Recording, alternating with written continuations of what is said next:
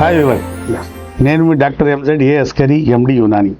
మగవాళ్లలో అంగస్తంభన ఎంత ఇంపార్టెంట్ అంటే, ఒక లీడర్ ఎలక్షన్లో నిలబడ్డాడు అనుకోండి, నిలబడిన తర్వాత నెగ్గడం ఎంత అవసరమో, అంగం స్తంభించాక పార్ట్నర్ సుఖపడే వరకు అంగంలో స్తంభన ఉండి నిలకడ ఉండి తీరాలి. అంతే ఇంపార్టెంట్. అప్పుడే ఇతను కూడా అనే కార్యంలో నెగ్గాడు అన్నట్టు దానికి అర్థం. ఒకవేళ ఆమె భావి ప్రాప్తి చెందక ముందే, సుఖపడక ముందే అంగం మెత్తపడిపోయింది అంటే ఇతను ఫెయిల్ అయిపోయాడు, ఓడిపోయాడు.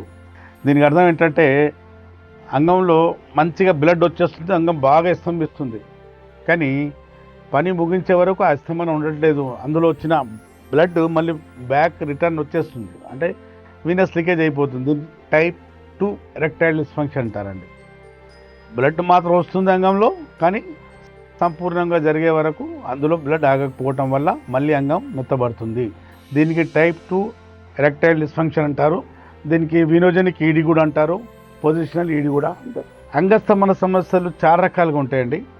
ఈడి ఆర్టీరోజెనిక్ ఎరెక్టైల్ డిస్ఫంక్షన్, వీనోజెనిక్ ఈడి ఎరెక్టైల్ డిస్ఫంక్షన్, న్యూరోజెనిక్ ఈడి ఎరెక్టైల్ డిస్ఫంక్షన్, సైకోజెనిక్ ఈడి అంటే సైకోజెనిక్ ఎరెక్టైల్ డిస్ఫంక్షన్, ట్రామాటిక్ ఈడి అంటే దెబ్బ తగలటం వల్ల వచ్చే ఈడి, ఎండోథీలియల్ ఈడి అంటే అంగం లోపల ఉన్న టిష్యూస్, ఎండోథీలియల్ టిష్యూస్లో వాపు రావటం, ఇన్ఫ్లమేషన్ రావటం వల్ల వచ్చే ఈడికి ఎండోథీలియల్ ఎరెక్టైల్ డిస్ఫంక్షన్ అంటారండి.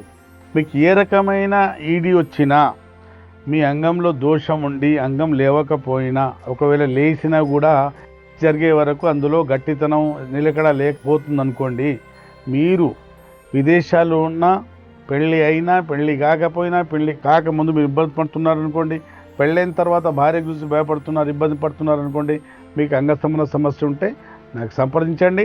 స్క్రీన్ మీద ఉన్న నెంబర్తో పెయిడ్ కన్సల్టేషన్ తీసుకొని నాతో మాట్లాడవచ్చు. దగ్గరలో ఉంటే నేరుగా వచ్చి నాతో కలిసి ట్రీట్మెంట్ తీసుకోవచ్చు. శాశ్వతంగా ఏ సైడ్ ఎఫెక్ట్ లేకుండా యునాని వనమూలికలతో, మందులతో ఈ సమస్యతో బయటపడవచ్చు. అప్పటి వరకు నాకు తెలియదు.